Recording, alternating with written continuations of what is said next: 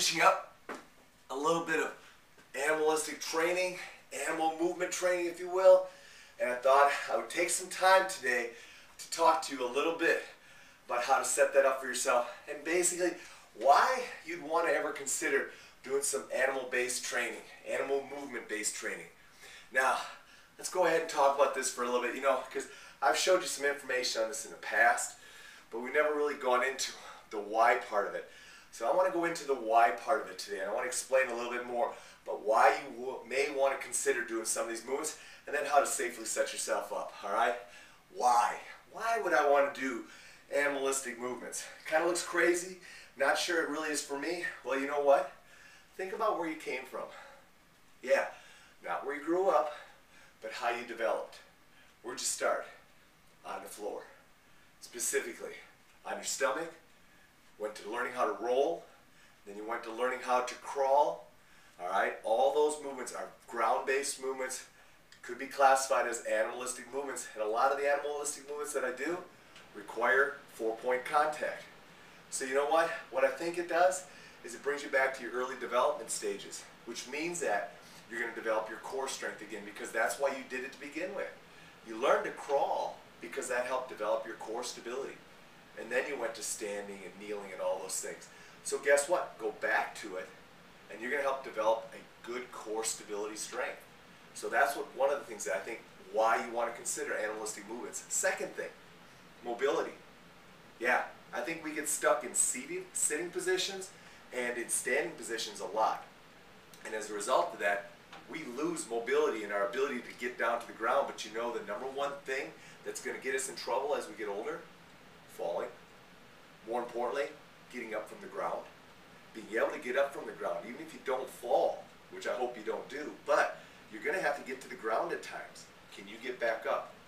Animalistic movements, I think, help you develop the mobility and the core stability to get that back up. And I think that's critical as we get older. Integrated strength, that's the third thing. Hey, it's going to bring everything in. You know, running is the one movement that we do that involves all our muscles, all our joints, everything. What do you think about crawling? Same thing. Crawling is an integrated movement. So animalistic movements are going to integrate your entire body. Hey, let's face it, it's another way to get ourselves moving. Locomotion can be done a lot of ways. Animalistic movements are just another way to do it, all right? Joint care or joint friendly, you betcha. You know what? When I used to work with back patients, quadruped was always a place I went because it was easy on their back, it was easy on their knees and hips, and they could go ahead and start moving around a little bit. Now granted, they didn't want to walk down the street on hands and knees, but you know what? It was a starting point, and we could at least start getting them to start being integrated and working towards what ultimately they want to do, which was get back up on their feet and walk. So we would do a lot. So there's 4 reasons why you want to consider animalistic movements. Let's talk a little bit about doing them now. Hey, if you're going to do a band setup that you want to use, linked up band setup. Make sure you got the bands linked up, which means you're going to have to need a pair of bands and a link strap. All right. Secondly, which bands to choose? Going to go a little stronger in this case. I think black medium would be a little bit of a light band to use. Now you might want to try it that way, especially if you're first starting out. All right. But eventually I think you'll move up into purple or green type bands, a little bit larger bands. Visual markers are key. Hey, if you're going to hook up and do a setup like I have here where you're hooked up to the bar, make sure you got visual markers. All right, make sure you got those visual markers and you're going after it and you know where you're going. Not only does that help you set a goal, but it also keeps you from overstretching that. Because you know when you're ballistically going after things and you're doing animalistic crawls, buddy, you're not going to respond or you're not going to worry about the distance. You got to have some visual markers to keep you in space, keep you marked out so you're not overstretching the bands. Lastly, tempo. Make sure you set the right tempo. Guys, when I'm doing my crawling movements, okay, I'm going to accelerate out, but I'm coming back slow. All right, I'm not coming back fast. Think about it. How many animals run backwards? Very few. Now, how many animals get pulled backwards? Hardly none. So you know what? When you're doing animalistic movements where you're accelerating out and you got to come back to a start position like I have set up here, come back slow.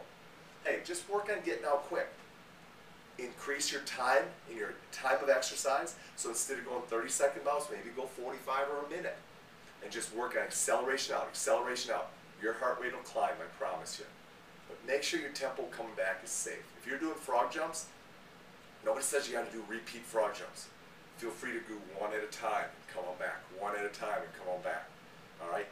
All right, so keep those in mind. Keep those in mind as you do it. All right? So, band setup, visual markers, tempo. Those are things you want to keep in mind as you're setting it up. Outside of that, it's time to get after it. I think you're going to find doing some analytic movements not only changes up the pace and gets you going, it's going to challenge your body in a way that's going to be very beneficial as long as you set the tempo, the band resistance, and the stretch tolerance at what you can handle. Enjoy it.